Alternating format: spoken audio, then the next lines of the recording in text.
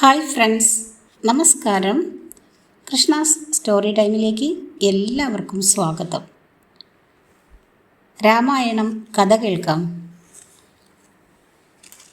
സചിത്ര രാമായണം എന്ന ഈ പുസ്തകത്തിൻ്റെ രചയിതാവ് കെ മനോജ് കുമാർ. പ്രസിദ്ധീകരണം സിസോ പബ്ലിഷേഴ്സ്, തിരുവനന്തപുരം. ഓഡിയോ കൃഷ്ണകുമാരി. എല്ലാവർക്കും ശ്രീരാമചന്ദ്ര ഭഗവാന്റെ അനുഗ്രഹാശിസ്സുകൾ ഉണ്ടാകട്ടെ എന്ന് പ്രാർത്ഥിക്കുന്നു. ഈ ചാനലിലേക്ക് ആദ്യമായി എത്തുന്നവരും ഇതുവരെയും സബ്സ്ക്രൈബ് ചെയ്യാത്തവരുമെല്ലാം ഒന്ന് സബ്സ്ക്രൈബ് ചെയ്തുകൊണ്ട് വീഡിയോ കേൾക്കുക. ഇന്നത്തെ ഭാഗത്തിലേക്ക്. ഓം ശ്രീരാമചന്ദ്രായ നമഃ. ഹനുമാന്റെ പരാക്രമം. പ്രമദവനത്തിൽ നിന്ന് അസാധാരണമായ ശബ്ദം കേട്ട് ലങ്കാനിവാസികൾ പരിഭ്രമിച്ചു. അകാരണമായ ഭയം അവരെ പിടികൂടി. അവർക്കെന്തോ അഹിതമായത് സംഭവിക്കാൻ പോകുന്നതിൻ്റെ ലക്ഷണങ്ങൾ കണ്ടു തുടങ്ങി. സീതാദേവിക്ക് കാവൽ നിന്നിരുന്ന രാക്ഷസികൾ ഹനുമാന്റെ ഭീകരരൂപം കണ്ട് നടുങ്ങി. അവരിൽ പലരും രാവണന്റെ അടുക്കലേക്ക് ഓടി. പലരും പേടികൊണ്ട് അനങ്ങാനേ കഴിയാത്ത മട്ടിലായി. രാവണന്റെ അടുത്തെത്തിയ രാക്ഷസ സ്ത്രീകൾ ഇങ്ങനെ പറഞ്ഞു: മഹാപ്രഭോ, പരാക്രമിയായ ഒരു വാനരൻ പ്രമദവനം അപ്പാടെ നശിപ്പിച്ചിരിക്കുന്നു. സീതാദേവിയുടെ അടുത്ത് നിൽക്കുന്ന ശിംശപാ വൃക്ഷമൊഴിച്ച് ബാക്കിയുള്ള മരങ്ങളത്രയും പിഴുതുകളഞ്ഞു. ഭീമാകാരനായ അവൻ സീതയെ രക്ഷിക്കാനാവാം ശിംശപാ വൃക്ഷത്തെ മാത്രം ഒഴിവാക്കിയത്. വിവരം കേട്ടതോടെ രാവണന്റെ കണ്ണുകൾ ദേഷ്യം കൊണ്ട് തീക്കുണ്ടം പോലെ ജ്വലിച്ചു. രാവണൻ തൻ്റെ കിങ്കരന്മാരെ വിളിപ്പിച്ചു. നിമിഷങ്ങൾക്കുള്ളിൽ ഹനുമാന്റെ കഥ കഴിക്കാൻ ഉത്തരവ് നൽകി.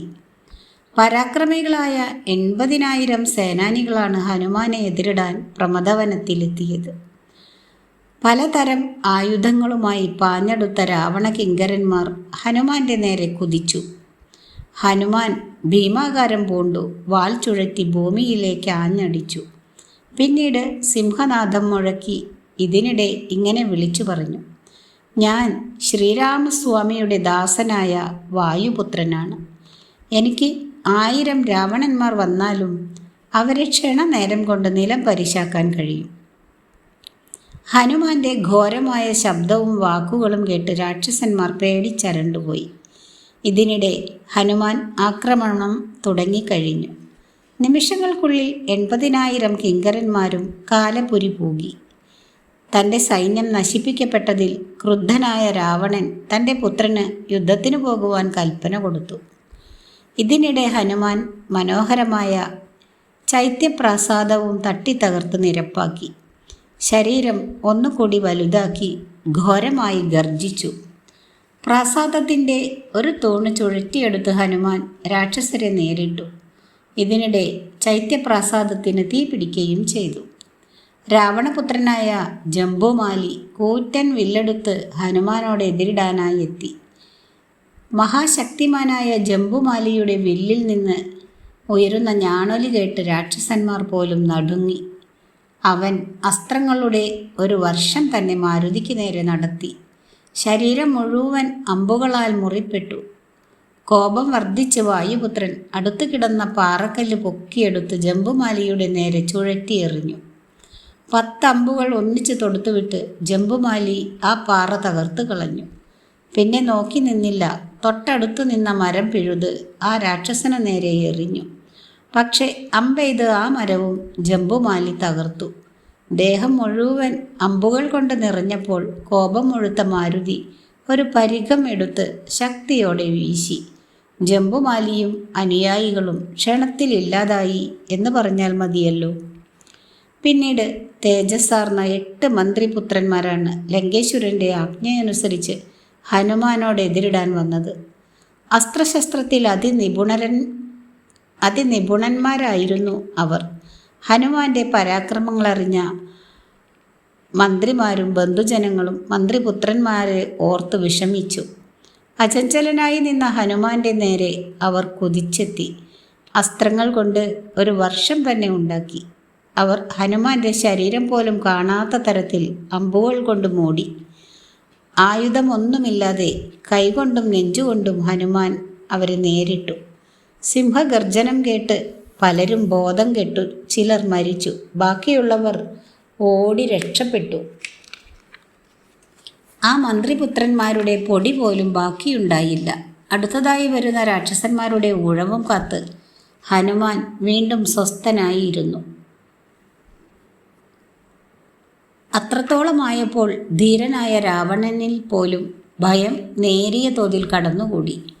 അത് മറച്ചു വെച്ചുകൊണ്ട് 5 സേനാപതികളോട് ഹനുമാനെ നേരിടാൻ ആജ്ഞാപിച്ചു. എന്നിട്ട് അവരോട് ഇങ്ങനെ ഉപദേശിച്ചു: കണ്ടിടത്തോളം അവനൊരു സാധാരണ വാനരനല്ല. കാരണം അവൻ ചെയ്തതൊന്നും സാധാരണക്കാരന് ചെയ്യാവുന്നതല്ല. ഒരു പക്ഷേ ദേവഗന്ധർവന്മാർ അയച്ച ഒരു ജന്തുവായും വരാം. എങ്ങനെയും നിങ്ങൾ അവനെ പിടിച്ചു കെട്ടിക്കൊണ്ടുവരണം. ബാലി, സുഗ്രീവൻ, ജാമ്പവാൻ, നീലൻ തുടങ്ങിയവർക്ക് ഈ മഹാസമുദ്രത്തെ താണ്ടി ഇവിടെ എത്തുവാൻ കഴിയുമെന്ന് തോന്നുന്നില്ല. ഇത്രയ്ക്ക് കരുത്തും അവർക്കുണ്ടാകില്ല. അതിനാൽ വാനരവേഷം ധരിച്ച മറ്റാരോ ആണ് ഇതിന് പിന്നിൽ. സ്വാമിയുടെ ഉപദേശം സ്വീകരിച്ച സേനാപതികൾ അചഞ്ചലനായിരിക്കുന്ന ഹനുമാന്റെ അടുത്തെത്തി. ദുർധരൻ എന്ന സേനാപതി 5 അമ്പുകൾ മാരുതിയുടെ ശിരസിലേക്ക് അയച്ചു. അത് വെറും കുട്ടിക്കളിയായി മാത്രമേ ഹനുമാന് തോന്നിയുള്ളൂ. പിന്നീട് മറ്റു 4 സേനാപതികളും ബാണങ്ങൾ എയ്തു തുടങ്ങി. ഞൊടിയിടയ്ക്കുള്ളിൽ മാരുതി അവരുടെ തേരുകൾ തകർത്ത് വലിയൊരു സാലവൃക്ഷം പറിച്ചെടുത്ത് അവരെ അടിച്ചു കൊന്നു. അവരുടെ കൂടെയുണ്ടായിരുന്ന സൈന്യത്തെയും ഒരു പർവ്വതശിഖരത്തെ അടർത്തിയെടുത്ത് ഇടിച്ചു കൊന്നു. രാക്ഷസന്മാരുടെയും ആനകളുടെയും കുതിരകളുടെയും ശവശരീരങ്ങൾ 4 പാടും നിറഞ്ഞു. വിവരമറിഞ്ഞ ലങ്കേശ്വരൻ ഇനി എന്തു ചെയ്യണമെന്നറിയാതെ പകച്ചിരുന്നു. മഹാപരാക്രമിയായ അക്ഷകുമാരനെ തന്നെ പോരിന് വിടാം എന്ന് രാവണൻ തീർച്ചപ്പെടുത്തി. വരബലം കൊണ്ട് ലഭിച്ച തേരിൽ കുമാരൻ ഹനുമാനെ നേരിടാൻ പുറപ്പെട്ടു. മനോവേഗത്തിൽ സഞ്ചരിക്കുന്ന തേരാണത്. ദേവതുല്യ പരാക്രമിയായ അക്ഷകുമാരൻ ഹനുമാന്റെ പരാക്രമം ആരാലും തടുക്കാൻ കഴിയാത്തതാണെന്ന് മനസ്സിലാക്കി. അവർ മുഖത്തോട് മുഖം നിന്നപ്പോൾ ഭൂമിയിലെ സർവ്വചരാചരങ്ങളും നിശബ്ദമായി. കാറ്റുപോലും വീശിയില്ല. സമുദ്രം ക്ഷോഭിച്ചു വശായി. ഒരേ സമയം 3 ബാണങ്ങൾ ഹനുമാന്റെ നേരെ അക്ഷൻ തൊടുത്തുവിട്ടു. മൂർധാവിൽ തറച്ച ആ ബാണങ്ങൾ മൂലം ചോര നെറ്റിയിൽ നിന്നും താഴേക്ക് ഒഴുകി തുടങ്ങി. അസ്ത്രങ്ങൾ ദേഹത്തെ വേദനിപ്പിച്ചതോടെ വായുപുത്രൻ ഭയങ്കരാകാരം പൂണ്ട് ആകാശത്തിലേക്ക് ഉയർന്നു ചാടി. തെരുതെരെ അമ്പെയ്തിട്ടും അവയൊന്നും തന്നെ മാരുതിയുടെ ദേഹത്ത് കൊണ്ടില്ല. അമ്പുകളിൽ നിന്ന് തെന്നി മാറി കളിക്കാൻ തുടങ്ങി ആ വാനരേന്ദ്രൻ. എങ്കിലും അക്ഷൻ്റെ അസ്ത്രവിദ്യയിലെ കരവിരുത് കണ്ട് ഹനുമാൻ അവനെ മനസ്സാ ശ്ലാഘിച്ചു. ആ ബലശാലിയെ വധിക്കുവാൻ ഹനുമാന് തോന്നിയില്ല. കാരണം എല്ലാ യുദ്ധതന്ത്രത്തിലും കുട്ടിയാണെങ്കിലും ഈ ബലശാലിക്ക് അറിവുണ്ട് എന്നതാണ് ഹനുമാനെ സന്തോഷിപ്പിച്ചത്. ആ യുദ്ധതന്ത്രം കണ്ടാൽ ദേവാസുരന്മാർ പോലും ഭയന്ന് വിറങ്ങലിച്ചു പോകും. പക്ഷെ അക്ഷൻ്റെ പരാക്രമം ഏറി വന്നപ്പോൾ അവനെ നിഗ്രഹിച്ചേ തീരൂ എന്ന് സ്ഥിതി വന്നു. വില്ലുമായി ആകാശത്തിലേക്ക് ഉയർന്ന അക്ഷകുമാരൻ്റെ സമീപത്ത് ഹനുമാൻ പാഞ്ഞെത്തി അക്ഷനെ കടന്നു പിടിച്ച് വായുവിൽ ചുഴറ്റി നിലത്തേക്കൊരടിയടിച്ചു. ആ ശരീരം മുഴുവൻ ഛിന്ന ഭിന്നമായി പോയി. തൻ്റെ പുത്രൻ്റെ മരണവൃത്താന്തമറിഞ്ഞ രാവണൻ അങ്ങേയറ്റം ദുഃഖിതനായി. ദുഃഖത്തോടൊപ്പം കോപം വളർന്നു വരികയും ചെയ്തു. അപ്പോൾ മാത്രമാണ് ദേവേന്ദ്രൻ പോലും ഭയപ്പെടുന്ന പ്രിയപുത്രനായ ഇന്ദ്രജിത്തിനെ രാവണൻ വിളിച്ചത്. ബ്രഹ്മാവിനെ പ്രീതിപ്പെടുത്തി ബ്രഹ്മാസ്ത്രം നേടിയവനാണ് ഇന്ദ്രജിത്ത്. ഇന്ദ്രനെ പരാജയപ്പെടുത്തിയതിനാലാണ് ഈ പേര് ലഭിച്ചതു തന്നെ. ഇന്ദ്രജിത്തിൻ്റെ അമ്പുകൾക്ക് നേരെ നിൽക്കാനുള്ള കരുത്ത് ഭൂമിയിൽ ആർക്കും തന്നെയില്ല. ഇന്ദ്രജിത്തിന് അസാധ്യമായി ഒന്നും തന്നെയില്ല. ദേവേന്ദ്രനെ പോലെ ശോഭയാർന്ന ഇന്ദ്രജിത്ത് പ്രമദവനത്തിലേക്ക് പുറപ്പെട്ടു. 4 സിംഹങ്ങളെ പൂട്ടിയ തേരിലാണ് ഇന്ദ്രജിത്ത് യുദ്ധത്തിനെത്തിയത്. വജ്രതുല്യമായ അസ്ത്രങ്ങളും മറ്റായുധങ്ങളുമായി വില്ല് കുലച്ച് ഇന്ദ്രജിത്ത് പുറപ്പെട്ടപ്പോൾ ഭൂമിയിൽ ഇരുൾ പരന്നു. ക്രൂരമൃഗങ്ങളിൽ നിന്നും അശുഭങ്ങളായ രോദനങ്ങൾ കേട്ടു. ഇന്ദ്രജിത്തിൻ്റെ വരവ് കണ്ട ഹനുമാൻ ശരീരത്തെ വീണ്ടും വീണ്ടും വലുതാക്കി. മേഘനാഥൻ്റെ അമ്പുകളിൽ നിന്ന് ഹനുമാൻ ഒഴിഞ്ഞു മാറി. അവർ പരസ്പരം കരുത്തന്മാരാണെന്ന് മനസ്സിലാക്കി. അമ്പുകൾ ഒന്നും ലക്ഷ്യത്തിൽ തറയ്ക്കുന്നില്ല എന്ന് കണ്ട് ഇന്ദ്രജിത്ത് കോപത്തേക്കാളേറെ സങ്കടം തോന്നി. നിവൃത്തികെട്ട് ഇന്ദ്രജിത്ത് ബ്രഹ്മാസ്ത്രമെടുത്ത് ഹനുമാനെ നേരിട്ടു. പക്ഷേ മന്ത്രം ജപിച്ചപ്പോൾ ഹനുമാനെ നിഗ്രഹിക്കാനല്ല, ബന്ധിക്കാനാണ് ഇന്ദ്രജിത്ത് ആഗ്രഹിച്ചത്. ഇന്ദ്രജിത്തിൻ്റെ ബ്രഹ്മാസ്ത്ര പ്രയോഗത്തിൽ ബന്ധനസ്ഥനായി ഹനുമാൻ നിലത്തു പതിച്ചു. പക്ഷേ എൻ്റെ അസ്ത്രത്തിന് അധികം നേരത്തേക്ക് നിന്നെ ബന്ധനസ്ഥനാക്കാൻ കഴിയില്ല എന്ന് ബ്രഹ്മാവ് ഹനുമാന് വരം നൽകിയിട്ടുണ്ട്. അതിനാൽ ഹനുമാന് യാതൊരു അപകടവും ആ അസ്ത്രം വരുത്തിവെക്കില്ല. ബ്രഹ്മദേവൻ്റെ അസ്ത്രത്തെ എന്തായാലും അനുസരിക്കാൻ തന്നെ ഹനുമാൻ തീർച്ചയാക്കി. മാത്രമല്ല, താൻ ബന്ധിക്കപ്പെടുന്നതിലൂടെ രാവണനുമായി സംഭാഷണത്തിലേർപ്പെടാനുള്ള സന്ദർഭം ഉണ്ടാവുകയും ചെയ്യും. അങ്ങനെ ചിന്തിച്ച് ഹനുമാൻ ചലനമറ്റവനെ പോലെ കിടന്നു. 4 ചുറ്റും രാക്ഷസന്മാർ പാഞ്ഞെത്തി മാരുതിയെ ഉപദ്രവിക്കാൻ തുടങ്ങി. അപ്പോൾ നിരാലംബൻ എന്ന മട്ടിൽ ഹനുമാൻ നിലവിളിച്ചു. അവർ കയറുകൾ കൊണ്ടും വൽക്കലങ്ങൾ കൊണ്ടും ഹനുമാന്റെ അവയവങ്ങൾ മുഴുവനും കെട്ടിമുറുക്കി. കയറുകൊണ്ട് ബന്ധിച്ചതോടുകൂടി ബ്രഹ്മാസ്ത്ര ബന്ധം ഇല്ലാതാവുകയും ചെയ്തു. ഇന്ദ്രജിത്ത് അടുത്തെത്തിയപ്പോഴേക്കും കാര്യത്തിൻ്റെ ഗൗരവം പിടികിട്ടി. തൻ്റെ അസ്ത്രത്തിൽ നിന്നും ഹനുമാന് മോചനം ലഭിച്ചു എന്ന വിവരം അവൻ മനസ്സിലാക്കി. ഒരിക്കൽ വ്യർത്ഥമായി പോയാൽ ബ്രഹ്മാസ്ത്രത്തെ വീണ്ടും ഉപയോഗിക്കാൻ കഴിയുകയില്ല. ഹനുമാനാകട്ടെ ഇതൊന്നും അറിയാത്ത മട്ടിൽ അനങ്ങാതെ തന്നെ കിടപ്പാണ്. രാക്ഷസന്മാർ ഹനുമാനെ വലിച്ചിഴച്ച് രാവണൻ്റെ മുന്നിലെത്തിച്ചു. രാവണൻ ഹനുമാനെ ചോദ്യം ചെയ്യുന്നതിനായി തൻ്റെ മന്ത്രിമാരെ നിയോഗിച്ചു. അവൻ ആരെന്നും എന്തിനിവിടെ വന്നുവെന്നും അവർ ചോദിച്ചു. താൻ വാനര രാജാവായ സുഗ്രീവൻ്റെ ദൂതനായാണ് ഇവിടെ എത്തിയതെന്ന് ഹനുമാൻ മറുപടി പറഞ്ഞു. ഇതിനിടെ ഹനുമാന്റെ ശ്രദ്ധ മുഴുവൻ ലങ്കേശ്വരനായ രാവണനിലായിരുന്നു. 10 തലകളും നീണ്ടുകൂർത്ത പല്ലുകൾ, ഗംഭീരമായ ശരീരം, വിശാലമായ മാറ്, ചുരുക്കത്തിൽ അസാധാരണമായ തേജസ്സോടെ രാവണനിരിക്കുന്നു. തൊട്ടടുത്ത് നികുംഭൻ എന്ന മഹാമന്ത്രി നിലയുറപ്പിച്ചിട്ടുണ്ട്. ഈ അവസരത്തിൽ രാവണനെ മറ്റു പല ചിന്തകളും അലോസരപ്പെടുത്തുകയായിരുന്നു. നന്ദികേശ്വരൻ രൂപം മാറി വന്നതാണോ ഹനുമാനെന്നും സംശയിച്ചു. മുമ്പ് കൈലാസത്തിൽ വെച്ച് നന്ദികേശ്വരനെ കളിയാക്കിയപ്പോൾ എന്നെപ്പോലുള്ള ഒരുവനാൽ നീ മരണപ്പെടുമെന്ന് ശപിച്ചിട്ടുണ്ട്. മന്ത്രിമാർ പലതരത്തിലുള്ള ചോദ്യങ്ങൾ ഹനുമാനോട് ചോദിച്ചു. എന്തിനാണ് നീ ഇവിടേക്ക് വന്നത്? ലങ്കയെ ജയിക്കാൻ വിഷ്ണുവിനാൽ അയക്കപ്പെട്ട ദൂതനാണോ? എന്നിങ്ങനെ പല ചോദ്യങ്ങളും. അതിന് ഹനുമാൻ ഇങ്ങനെ മറുപടി പറഞ്ഞു. ഞാൻ യഥാർത്ഥത്തിൽ ഒരു വാനരൻ തന്നെയാണ്. എനിക്ക് ലങ്കേശ്വരനായ രാവണനെ മുഖാമുഖം കാണേണ്ടതായി വന്നു. അതിനായാണ് അശോകവനി നശിപ്പിച്ചത്. പല രാക്ഷസന്മാരും എന്നെ എതിർക്കാൻ വന്നു. സ്വരക്ഷയ്ക്കാണ് ഞാൻ അവരോട് എതിരിട്ടത്. അസ്ത്രങ്ങൾ കൊണ്ട് എന്നെ ബന്ധിക്കുവാൻ ആർക്കും കഴിഞ്ഞില്ല. ബ്രഹ്മദേവൻ എനിക്ക് വരം നൽകിയിട്ടുള്ളതാണ്. രാജാവിനെ കാണാൻ ബ്രഹ്മാസ്ത്ര ബന്ധിതനാണെന്ന് ഞാൻ അഭിനയിച്ചതാണ്. മാത്രമല്ല, ശ്രീരാമസ്വാമിയുടെ ദൂതുമായാണ് ഞാൻ ഇവിടെ എത്തിയിരിക്കുന്നത്. ശ്രീരാമചന്ദ്രന് വേണ്ടി സുഗ്രീവൻ്റെ സന്ദേശം ഞാൻ അറിയിക്കട്ടെ. ജനക മഹാരാജാവിൻ്റെ പുത്രിയും ശ്രീരാമചന്ദ്രൻ്റെ പട്ടമഹിഷിയുമായ സീതാദേവി അപഹരിക്കപ്പെട്ടു. ഇവിടെ ലങ്കാപുരിയിൽ സീതാദേവിയുണ്ടെന്ന് ഞാൻ മനസ്സിലാക്കി. ജാനകീദേവിയെ ശ്രീരാമചന്ദ്രന് മുമ്പാകെ എത്തിച്ചില്ലെങ്കിൽ രാക്ഷസകുലം മുഴുവൻ നശിപ്പിക്കുമെന്ന് സുഗ്രീവ രാജാവ് സന്ദേശത്തിൽ പറഞ്ഞിരിക്കുന്നു.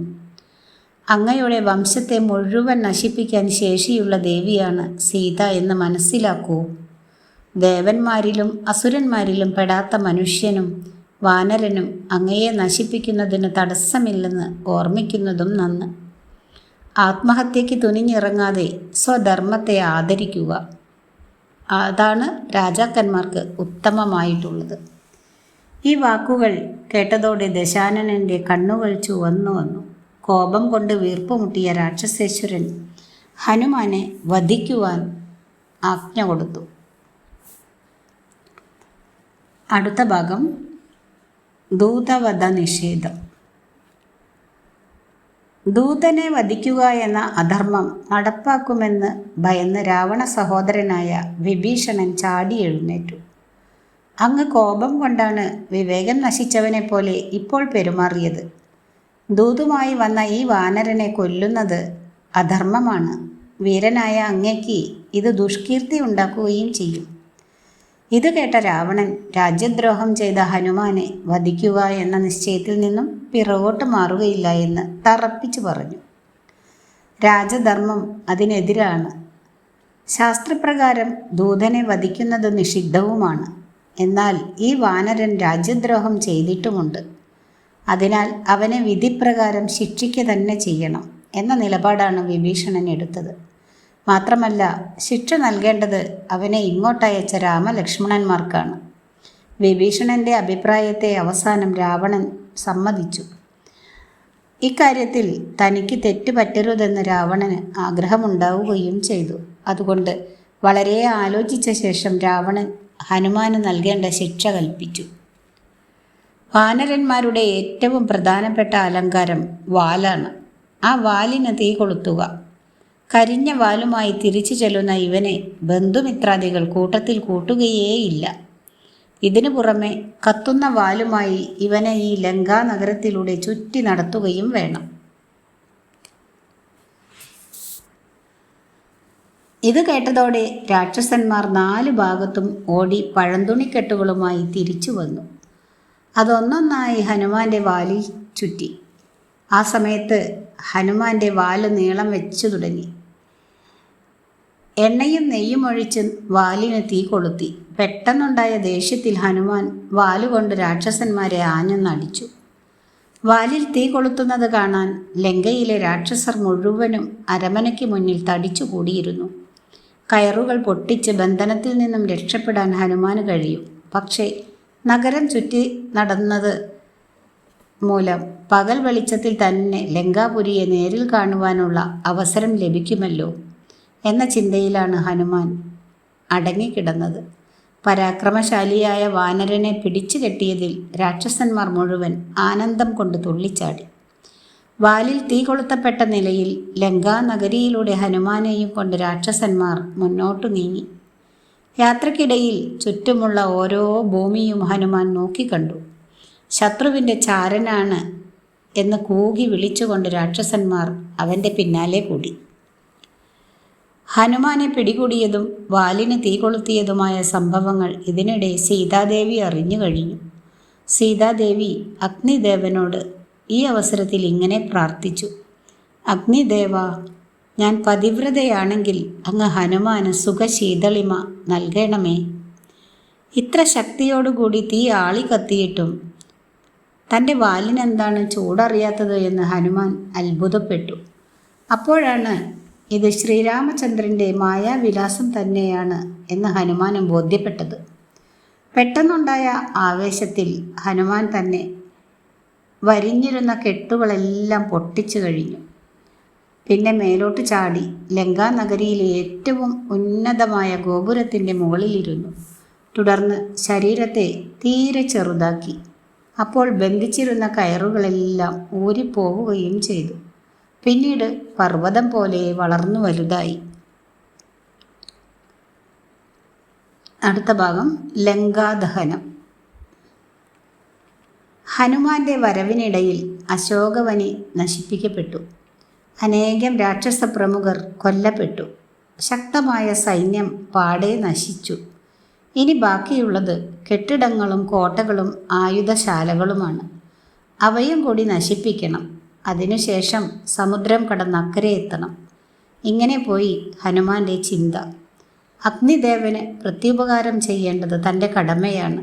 ഈ ലങ്കാനഗരി മുഴുവൻ ദേവൻ്റെ വിശപ്പടക്കാൻ വിട്ടുകൊടുക്കണം. ഇങ്ങനെ തീരുമാനിച്ച ഉടനെ ഹനുമാൻ ലങ്കാനഗരിയിലെ കെട്ടിടങ്ങൾക്ക് മുകളിലൂടെ യാത്ര തുടങ്ങി. ഒരു കെട്ടിടത്തിന് തീ പിടിക്കുമ്പോൾ അടുത്ത കെട്ടിടത്തിലേക്ക് ചാടി, പിന്നെ അടുത്തതിലേക്കും. അങ്ങനെ നഗരം മുഴുവൻ അഗ്നിദേവന് സമർപ്പിച്ചു. എന്നാൽ ഒരു വീട് മാത്രം അതിൽ നിന്നൊഴിവാക്കി. അത് വിഭീഷണൻ്റെ വീടായിരുന്നു. രാക്ഷസ പ്രമുഖരുടെ വീടുകൾ അഗ്നിക്ക് ഇരയാക്കിയ ശേഷം അരമനയിൽ പ്രവേശിച്ചു. രാക്ഷസന്മാർ അലമുറയിട്ട് സ്വരക്ഷയ്ക്കായി ഓടിക്കൊണ്ടിരിക്കുന്ന അവസരത്തിൽ ഹനുമാൻ ദശാനനൻ്റെ മുമ്പിലെത്തി. തുടർന്ന് അവിടെയും അഗ്നിയുടെ പ്രളയമായി. ഹനുമാന്റെ യത്നത്തിന് പിതാവായ വായുദേവന്റെ സഹായവും ഉണ്ടായിരുന്നു. രാക്ഷസന്മാരുടെ ദയനീയമായ വിലാപം എവിടെയും ഉയർന്നു കേട്ടു. ആരാലും കീഴ്പ്പെടുത്താൻ കഴിയില്ല എന്ന് ധരിച്ചിരുന്ന ലങ്കാനഗരി നിമിഷങ്ങൾക്കുള്ളിൽ ഭസ്മമായി തീർന്നു. തൻ്റെ ഉദ്ദേശ്യം നിറവേറ്റിയതോടെ ഹനുമാൻ സമുദ്രതീരത്തെത്തി. വാലറ്റത്തെ തീ സമുദ്രത്തിൽ മുക്കിക്കെടുത്തി. ലങ്കാനഗരിയുടെ പതനം കണ്ട് ദേവന്മാർ ഹനുമാനെ പ്രകീർത്തിച്ചു. ലങ്കാദഹനത്തിന് ശേഷം ഹനുമാൻ വീണ്ടും ശിംശപാ വൃക്ഷച്ചുവട്ടിൽ ചെന്നു സീതാദേവിയെ നമസ്കരിച്ചു. പിന്നീട് അരിഷ്ടപർവ്വതത്തിൽ കയറി അവിടെ നിന്ന് വടക്കോട്ട് കുതിച്ചു ചാടാമെന്ന് നിശ്ചയിച്ചു. ശ്രീരാമ ലക്ഷ്മണന്മാരെയും സീതാദേവിയെയും മനസ്സിൽ ധ്യാനിച്ച് ശരീരം വലുതാക്കാൻ തുടങ്ങി. പിന്നീട് കാറ്റിന് തുല്യമായ വേഗതയിൽ ആകാശത്തിലേക്ക് ഉയർന്ന് വടക്കോട്ട് യാത്രയായി. മേഘങ്ങൾക്കിടയിൽ കൂടി ചലിച്ചപ്പോൾ ചിലപ്പോൾ വ്യക്തമായും ചിലപ്പോൾ അവ്യക്തമായും ഹനുമാനെ കാണാമായിരുന്നു. ഇടയ്ക്കിടയ്ക്ക് കാണാതാവുകയും പിന്നെ വീണ്ടും തെളിഞ്ഞ് പ്രശോഭിക്കുകയും ചെയ്തു. ഉത്തര തീരപ്രദേശം അടുത്തതോടെ ഹനുമാൻ കൂടുതൽ ഉന്മേഷവാനായി. ഇടയ്ക്കിടയ്ക്ക് സിംഹനാദം മുഴക്കി. ഇങ്ങ് കരയിൽ ഹനുമാനെ തന്നെ പ്രതീക്ഷിച്ചുകൊണ്ട് കണ്ണിമ വെട്ടാതെ കാത്തിരിക്കുകയാണ് വാനരസംഘം മുഴുവൻ. അങ്ങ് അകലെ നിന്ന് വരുന്ന മാരുതിയുടെ സിംഹനാദം കേട്ട് അവർ ഉത്സാഹഭരിതരായി. വയോവൃദ്ധനായ ജാംബവാൻ ആ ശബ്ദം കേട്ട് വിളിച്ചു പറഞ്ഞു, ഇതാ ഹനുമാൻ തൻ്റെ ദൗത്യം പൂർത്തിയാക്കി മടങ്ങി വരുന്നു. അവൻ ദേവിയെ കണ്ടെത്തിയിരിക്കുന്നു.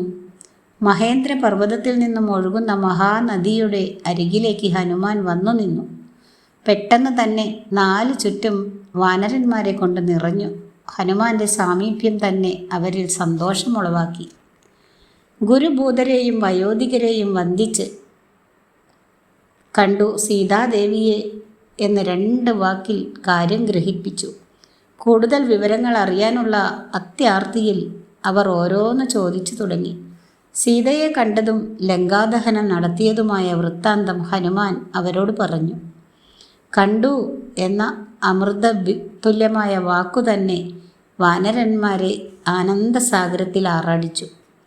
ഹനുമാന്റെ പരാക്രമങ്ങൾ അറിഞ്ഞ അംഗദ യുവരാജാവിന് പല കാര്യങ്ങളിലും തീരുമാനമെടുക്കാൻ കഴിഞ്ഞില്ല. ഒന്നാമത്, സീതയെ കണ്ടെത്തി എന്നാൽ കൊണ്ടുവന്നില്ല എന്ന വിവരം എങ്ങനെ ശ്രീരാമനെ അറിയിക്കുമെന്നത്.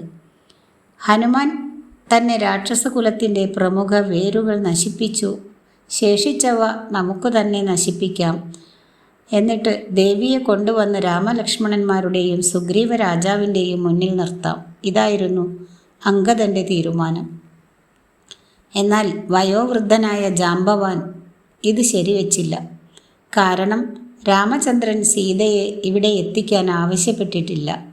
മാത്രമല്ല, സീതയെ വീണ്ടെടുത്ത് രാക്ഷസ നിഗ്രഹം വരുത്തേണ്ടത് രഘുരാമനാണ്. എങ്കിലേ അദ്ദേഹത്തിൻ്റെ യശസ് ഉയരുകയുള്ളൂ. അതുകൊണ്ട് കഴിയും വേഗം ശ്രീരാമചന്ദ്ര സന്നിധിയിലെത്തി വിവരങ്ങൾ ധരിപ്പിക്കണം. എന്നിട്ട് രാമലക്ഷ്മണന്മാരുടെ തീരുമാനത്തിനനുസരിച്ച് പ്രവർത്തിക്കാമെന്നവർ തീരുമാനിച്ചു. മഹേന്ദ്രപർവ്വതത്തിൽ നിന്ന് മഹാബലവാന്മാരായ വാനരന്മാർ ശ്രീരാമ സന്നിധിയിലേക്ക് യാത്രയായി.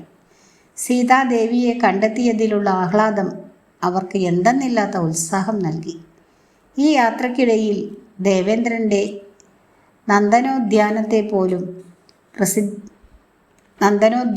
പോലെ പ്രസിദ്ധമായ മധുവനത്തിൽ എത്തിച്ചേർന്നു. സുഗ്രീവ രാജാവിൻ്റെ പ്രിയപ്പെട്ട ഉദ്യാനം, നാളിതുവരെ ആർക്കും കടന്നു ചെല്ലാൻ കഴിയാതിരുന്ന മധുവനം സംരക്ഷിച്ചിരുന്നത് ദതിമുഖൻ എന്ന വാനരശ്രേഷ്ഠനാണ്. മധുവനത്തിലെ കാഴ്ചകൾ വാനരന്മാരെ ശരിക്കും മത്തുപിടിപ്പിച്ചു. വരുന്നത് വരട്ടെ എന്ന് കരുതി അംഗദൻ വാനരന്മാരോട് ഇഷ്ടാനുസരണം മധുപാനം ചെയ്തു കൊള്ളാൻ ഉത്തരവായി. കേൾക്കാത്ത താമസം വാനരന്മാർ ഒന്നായി മധുവനം ആക്രമിച്ചു. സീതാ ദർശനം കഴിഞ്ഞു വരുന്ന ഹനുമാനെ ഇതിലധികമായി എങ്ങനെയാണ് സത്കരിക്കാൻ കഴിയുക? വാനരന്മാർ അങ്ങുമിങ്ങും പാഞ്ഞു നടന്നു. തേൻ കുടിച്ചു, കായ്കനികൾ തിന്നു, ആടിപ്പാടി തിമിർത്ത് നടന്നു. ക്ഷണനേരം കൊണ്ട് മധുവനം ഏതാണ്ട് പൂർണ്ണമായും നശിപ്പിക്കപ്പെട്ടു. ഈ അവസരത്തിലാണ് സുഗ്രീവൻ്റെ മാതുലനായ ദധിമുഖൻ അനുചരന്മാരോടൊത്ത് വാനരന്മാരെ എതിരിടാനെത്തിയത്. പക്ഷേ അംഗദൻ അദ്ദേഹത്തെ തോൽപ്പിച്ച് മടക്കി ഓടിച്ചു. ശൂരനായ ദധിമുഖൻ മധുവനിയിൽ നിന്ന് ഒറ്റച്ചാട്ടത്തിന് ശ്രീരാമചന്ദ്രനും സുഗ്രീവ രാജനും ഇരിക്കുന്ന സ്ഥലത്തെത്തി. എന്നിട്ട് സുഗ്രീവ പാദങ്ങളിൽ ശിരസർപ്പിച്ചിട്ട് അംഗദനും വാനരന്മാരും മധുവനത്തിൽ രസിച്ചാർക്കുന്ന വിവരം ധരിപ്പിച്ചു.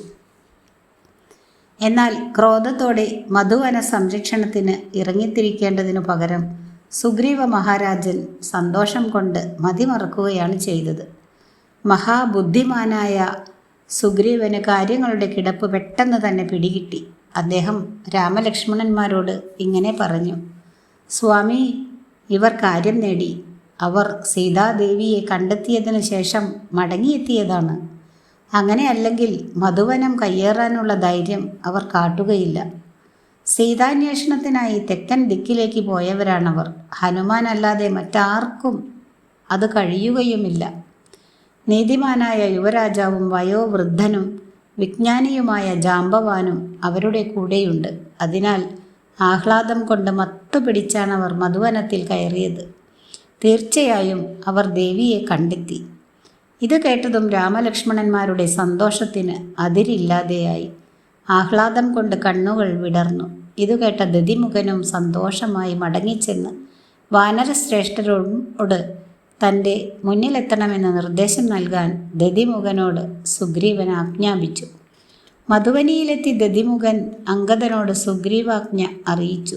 നിമിഷങ്ങൾക്കുള്ളിൽ വാനരർ ആകാശത്തിലൂടെ സുഗ്രീവൻ്റെ മുന്നിലേക്ക് കുതിച്ചു. ദൂരെ നിന്നും അടുത്തടുത്ത് വരുന്ന വാനരന്മാരുടെ ശബ്ദം, കോലാഹലം സുഗ്രീവനിലും രാമലക്ഷ്മണന്മാരിലും സന്തോഷത്തെ പ്രദാനം ചെയ്തു. ക്ഷണത്തിൽ ശ്രീരാമചന്ദ്രൻ്റെ മുന്നിലെത്തിയ ഹനുമാൻ സാഷ്ടാംഗ പ്രണാമം നടത്തി ഇങ്ങനെ പറഞ്ഞു: മഹാപ്രഭോ, കണ്ടു, തേജസ്വിയായ സീതയെ കണ്ടു. തുടർന്ന് സവിസ്തരം വിവരങ്ങൾ ധരിപ്പിച്ചു. പിന്നീട് ചൂടാരത്നം രാമചന്ദ്രൻ്റെ തൃക്കൈയിൽ അർപ്പിച്ചു. മനയോല കൊണ്ട് ഭവാൻ ദേവിയുടെ നെറ്റിയിൽ തൊട്ട തിലകം ഓർമ്മിക്കുന്നുവെന്ന് ദേവി പറഞ്ഞു വിട്ടു എന്നതും പറഞ്ഞു. അന്തഃപുരത്തിലെ ബന്ധനവും രാക്ഷസികളുടെ ഭയപ്പെടുത്തലും ദേവിയുടെ അചഞ്ചലമായ രാമഭക്തിയും രാവണൻ്റെ താക്കീതുമെല്ലാം ഹനുമാൻ ശ്രീരാമചന്ദ്രനെ ധരിപ്പിച്ചു. ദേവിയുടെ വിവരങ്ങൾ അറിയുന്തോറും രാമചന്ദ്രൻ്റെ മുഖം മങ്ങി മങ്ങി വന്നു. കേവലം ഒരു സാധാരണ മനുഷ്യനെ പോലെ ആ മഹാത്മാവ് വിങ്ങി വിങ്ങി കരഞ്ഞു. ചൂടാമണി മാറോട് ചേർത്തുകൊണ്ട് അദ്ദേഹം വിലപിച്ചു തുടങ്ങി. സീതയുടെ ശിരസ് അലങ്കരിച്ചിരുന്ന ചൂടാമണി കണ്ടപ്പോൾ വിരഹദുഃഖം രാമനിൽ ഏറി വന്നു.